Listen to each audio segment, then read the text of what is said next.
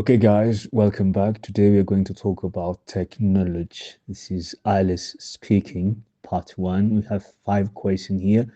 As usual, I'm going to read the questions and give them specific answers. As I always say, try to see what you have experienced. These questions are very common questions. They are questions that involve your daily activities, things that you are doing in daily basis. So you shouldn't be worried, just focusing on practicing more and more. So the first question is, do you use technology often? Do you use technology often? Yes, I would say technology is the biggest part of my life. My work is on my laptop, so most of the time I'm with technology.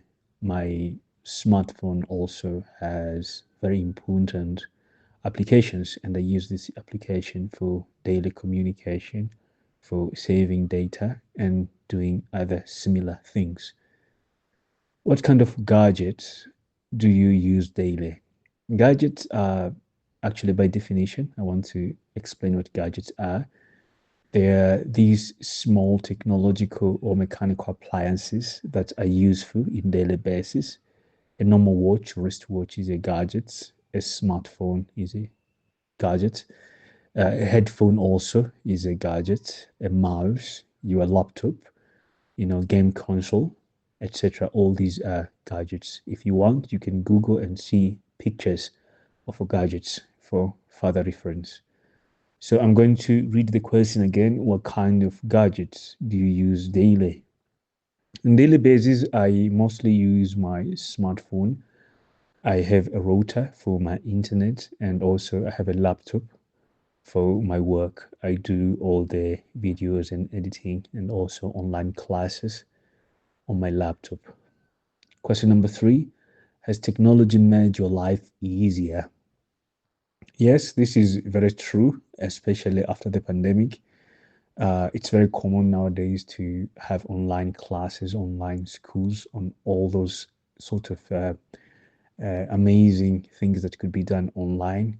So the life has become much more easier, but in one way, in other way, you could say life has become more difficult because the main purpose of technology was actually to make our life easier, but somehow we find ourselves with no time to do other things like going outside, living our lives and those kind of stuff, just because we are so deep in technology that we end up sitting at the same place or lying down checking our phones all day, which is not very healthy.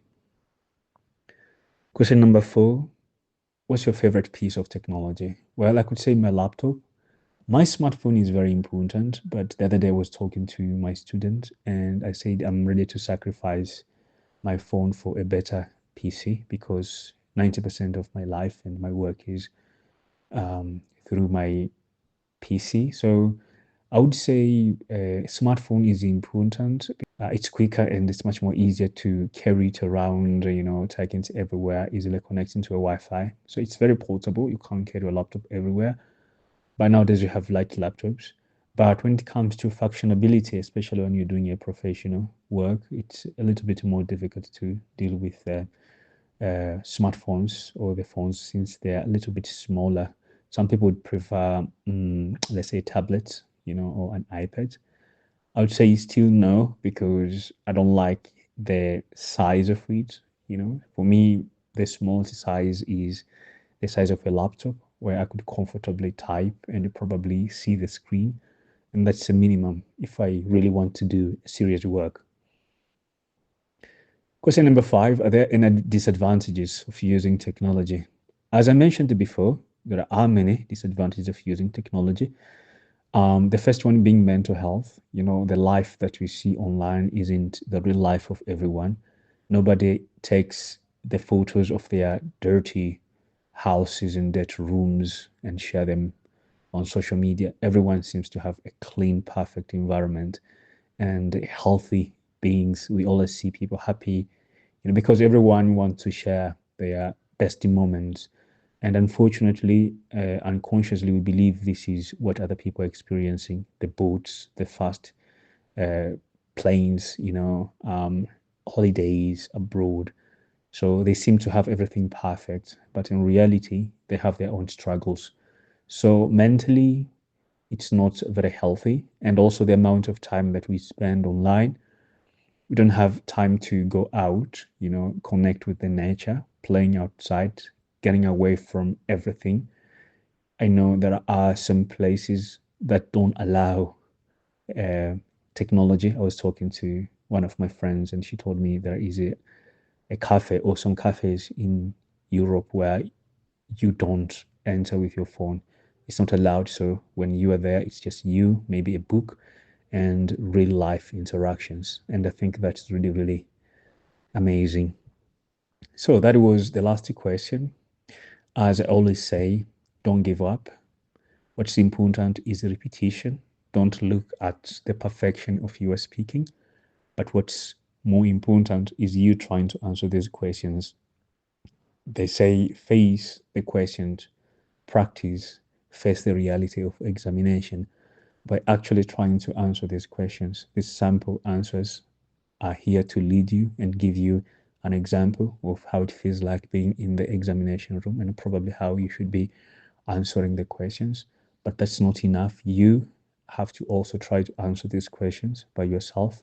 Probably when you're answering, you can try to record yourself and listen to your own answers and see how you do. Don't try to use overcomplicated language at first. That is not the main idea. The whole thing here is, first of all, trying to be fluent, constructing correct and simple sentences. Once you are good with that, you can always add new phrases and new vocabularies. It's more important to be fluent, organize your answers well, and being able to communicate better than using fancy vocabularies or fancy phrases without being able to actually do the actual work. So, best of luck in your preparation. If you are just here for learning and improving your English speaking skills and the listening skills, best of luck with that as well. If you have any questions, don't forget to leave a comment, share, and also don't forget to subscribe and open the notification for more content like this. Take care of yourself and see you next time.